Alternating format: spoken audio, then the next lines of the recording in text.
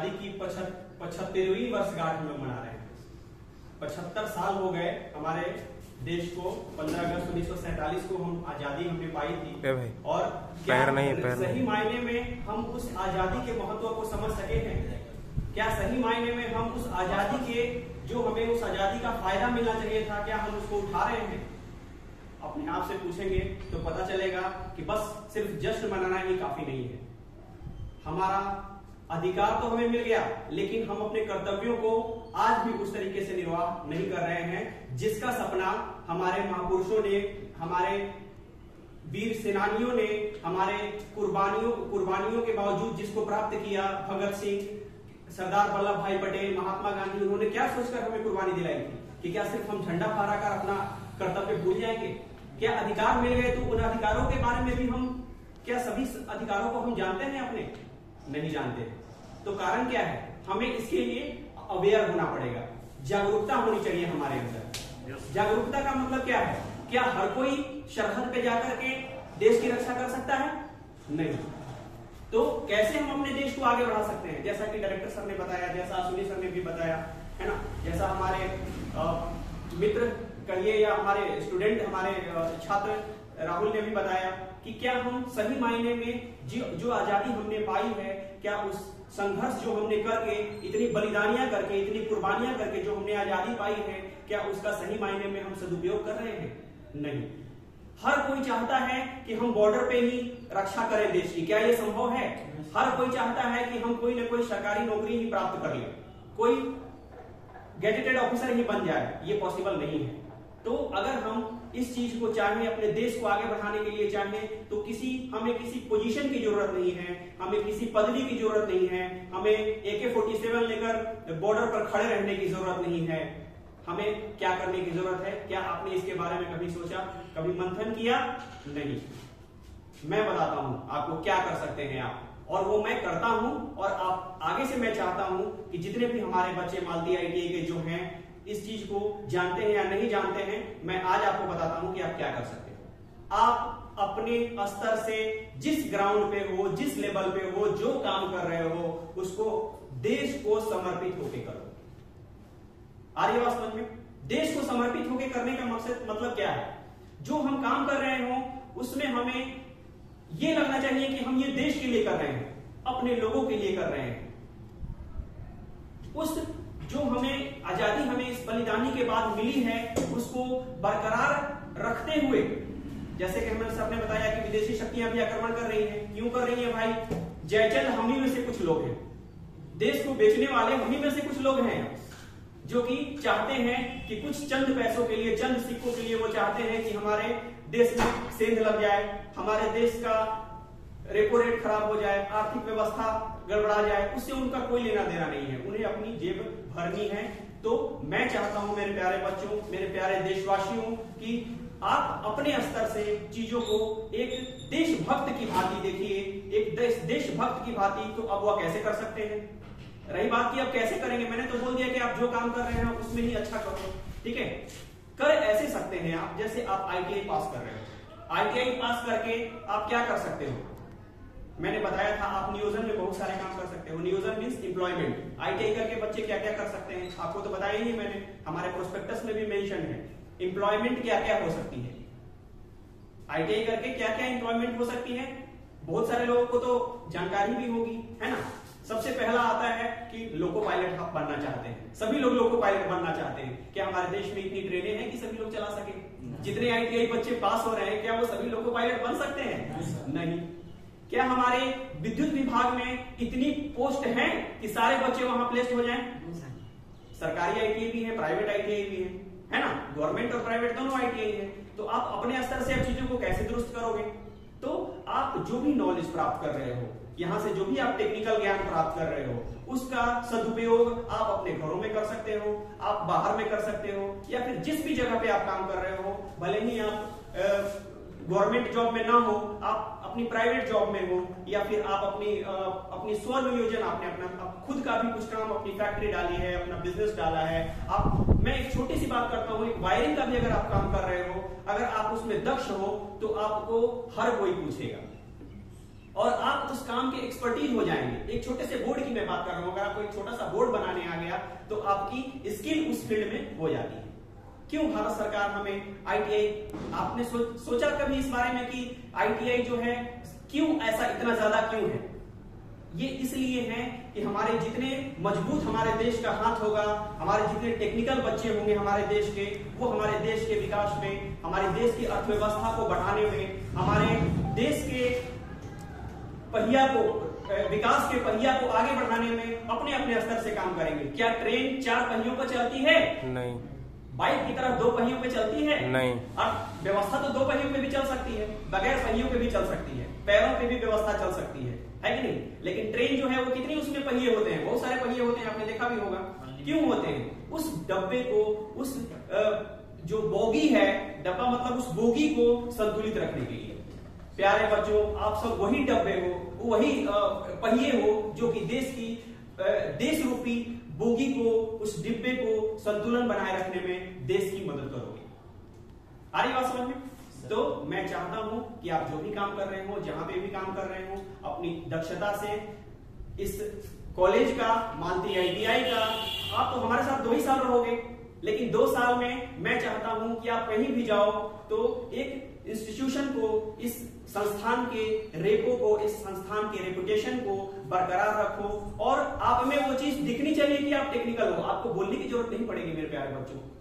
जैसे ही आपके पिलास पकड़ने के स्टाइल से ही, आपके प्लायर पकड़ने के स्टाइल से ही, आपके स्क्रू ड्राइवर पकड़ने के स्टाइल से ही लोग समझ जाएंगे कि आप टेक्निकल हो। आपको बोलने की जरूरत नहीं पड़ेगी कि मैं आईटीआई पास हूं। ठीक है? तो आईटीआई जो है वो आपको, वही आप पहिए हो, और उस पहिए में सपोज कीजिए कि अगर कोई भी पहिया टेढ़ा मेढ़ा हुआ तो संतुलन बोगी का गड़बड़ हो सकता है। इसलिए मैं चाहता हूं कि आप जो भी कार्य कर रहे हो, जिस भी क्षेत्र में हो, जो भी आगे जो करना चाहते हो, अपनी खुद की ही कुछ स्वरोजगार भी करना चाहते हो, अगर आप टेक्निकल हो तो हमारे हिसाब से आप दक्ष हो, अन्य लोगों से आप अलग हो।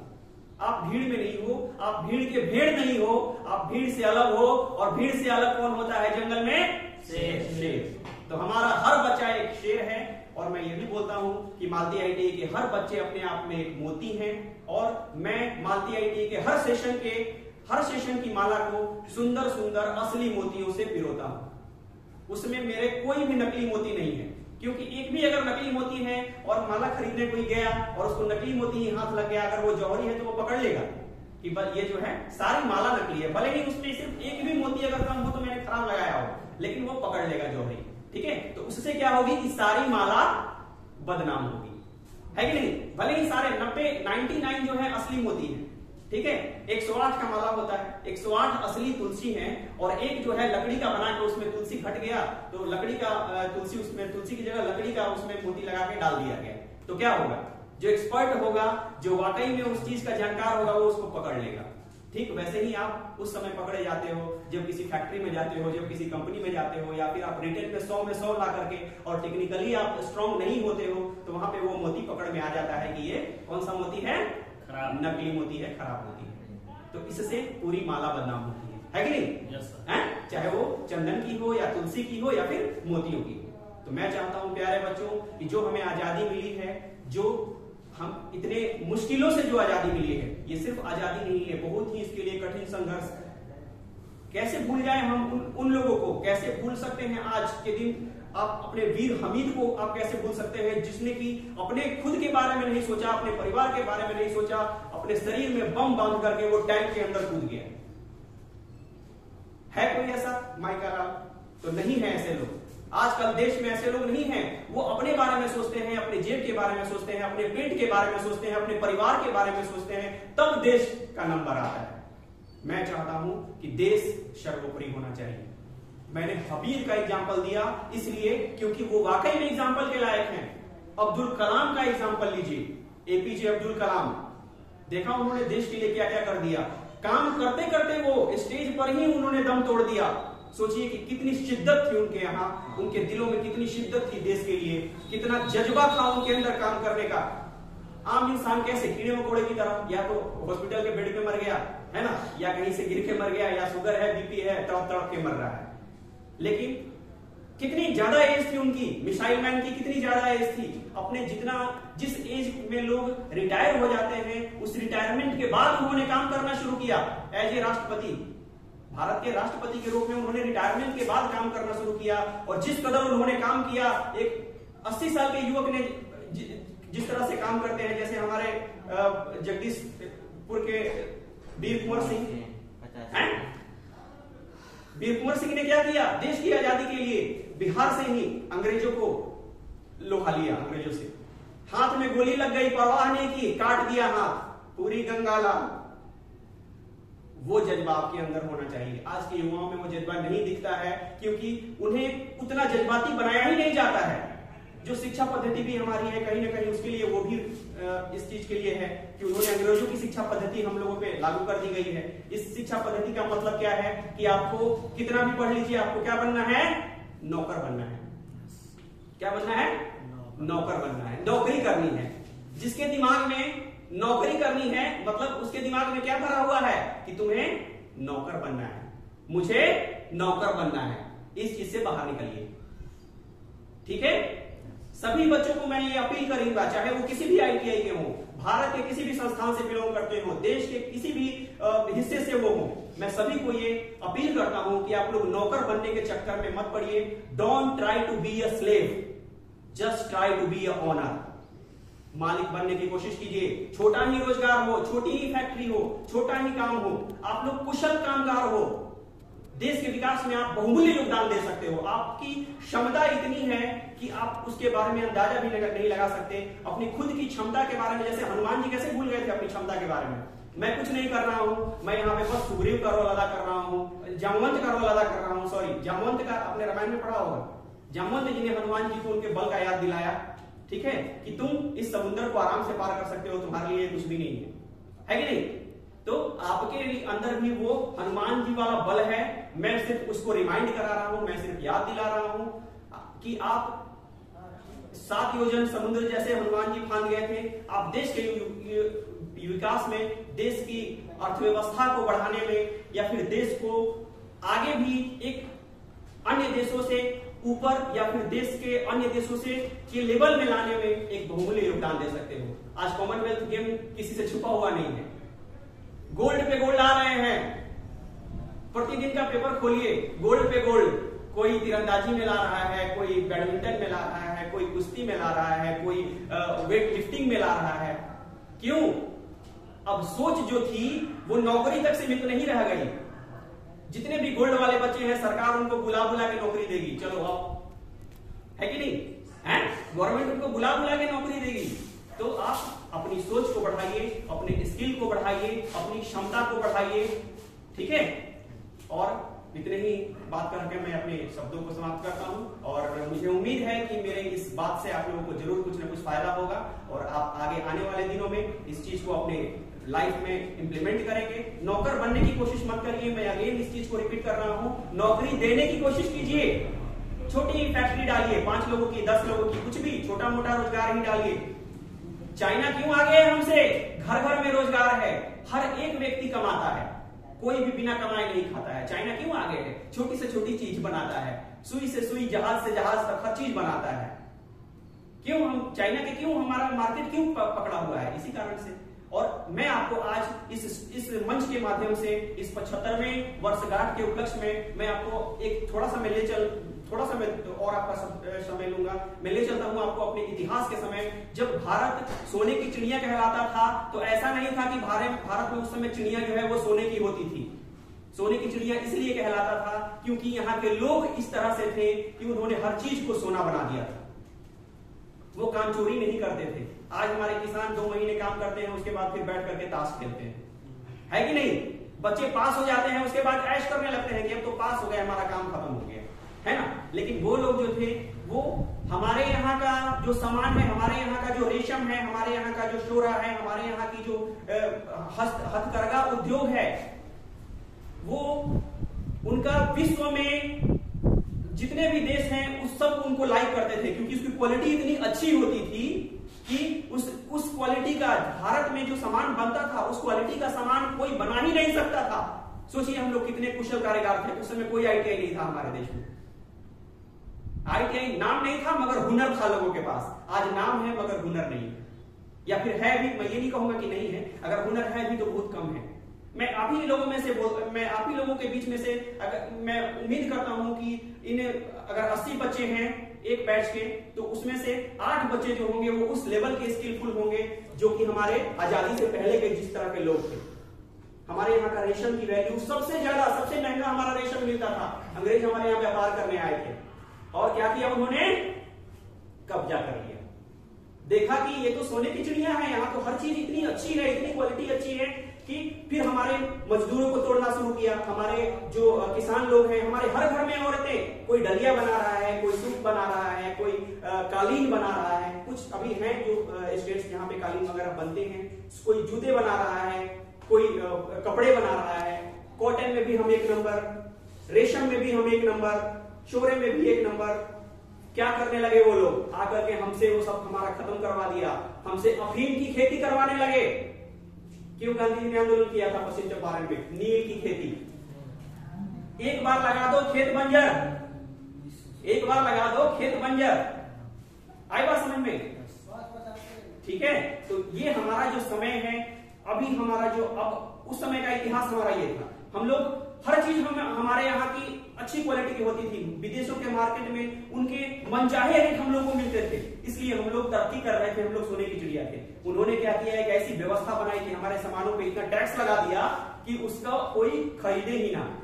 हमारे सामानों पे इतना ज्यादा पाबंदियां लगा दी, हमारे सामानों को सस्ते दामों पर खरीद करके, और वो क्या करने लगे? अपने मनमाने रेट पर बेचने लगे। यहां से सस्ते ले जाते थे, 2 रुपए में यहां से ले गए और $200 में बाकी कंट्रीज में बेच रहे हैं। ठीक है, तो उस समय हमारा हुनर था, उसकी पूछ थी, तो उन्होंने उसको धीरे धीरे उस मार्केट को डाउन कर दिया। पॉलिस्टर के कपड़े मार्केट में ला दिए, सूती लोग कम यूज करने लगे। रेशम, महाराजा महाराजाओं का चॉइस तो रेशम ही होता था। रेशमी कपड़े, उनके जो वस्त्र हैं काफी अच्छे होते थे। तो वो सब क्यों थे? हमारे लोग ऐसे थे, हमारी व्यवस्था ऐसी थी, हमारी सभ्यता ऐसी थी कि हम लोग किसी काम को करने में शर्माते नहीं थे। हम लोग हर घरों में हर कुछ न कुछ सभी लोग रोजगार करते थे। जो नहीं करते थे वो कुछ न कुछ मदद करते थे किसी न किसी रूप में देश को आगे बढ़ाने में। ठीक है, तो मैं चाहता हूं कि आप अपने स्तर से don't try to be a slave, just try to be a master. Owner बनने की कोशिश कीजिए, master, just try to be an owner. ठीक है, एक मालिक बनने की कोशिश कीजिए, नौकर बनने की कोशिश नहीं कीजिए। ठीक है, इतने ही शब्दों के साथ मैं अपनी वाणी को विराम देता हूं। और इस पावन अवसर को आप सबके दिलों में वो जज्बा होना चाहिए, लगना चाहिए कि वाकई में हम आजाद हैं। आप महत्व भूल गए आजादी का, आपको लग ही नहीं रहा है। फ्री की आजादी मिली, लड़के लेते तब तो पता होता, कुर्बानी दे के लेते तब तो पता होता। थोड़ा सा ब्लेड लग जाता है तो दिन भर रोते हो, हैं? कोई हाथ काट दे रहा है अपना, हैं? अपने होशो हवास में बिना कोई इंजेक्शन दिए और बिना कुछ वो किए वो अपना हाथ काट दे रहा है। कोई बम बांध करके टैंक में कूद जा रहा है, कोई हंसते हंसते फांसी पे चढ़ जा रहा है चौराहे पे। 500,000 लोगों के बीच अंग्रेज एक एग्जाम्पल देते थे कि जैसे हमें डाउन करना होता था तो अंग्रेज एग्जाम्पल देते थे क्या, कि इसको बीच चौराहे पे फांसी दो सभी लोगों के सामने, ताकि और लोगों के दिलों में दहशत हो जाए। डरे लोग ऐसा करने से, भगत सिंह बनने से लोग डरे, बंदूकें बोने वाला भगत सिंह बनने से लोग डरे। लेकिन उस जज्बे को आज फिर से दिलों में वापस लाना है, अपने देश को आगे बढ़ाना है, अपने देश को विकास की राह पे ले जाना है। और साथ ही साथ उन ताकतों से जो कि हमें डाउन करना चाहते हैं, निगेटिव दिमाग में आप लोग मत रखिए मेरे प्यारे बच्चों, निगेटिविटी दिमाग में मत आने दीजिए। खुद को हमेशा पॉजिटिवली चार्ज रखिए, पॉजिटिव हमेशा थॉट रखिए। नेगेटिव लोगों को या तो उनका साथ छोड़ दीजिए, या नेगेटिव लोगों को अपने जैसा बना लीजिए। जैसे चंदन सुगंध से अपने उसके साथ जो लिपटा रहता है वो अपने हिसाब से बना देता है। स्प्रे मारते हैं, वो सेंट मारते हो आप लोग, तो क्या होता है वो सेंट आपको अपने हिसाब से बना देता है। आपका मूड कितना भी खराब हुआ उस सुगंध में घुल जाते हैं और फ्रेश महसूस करने लगते हैं। देश की आजादी को उसी फ्रेशनेस के साथ महसूस कीजिए। प्यारे बच्चों, इतने के साथ मैं अपनी वाणी को विराम देता हूं। जय हिंद, जय भारत, भारत माता की।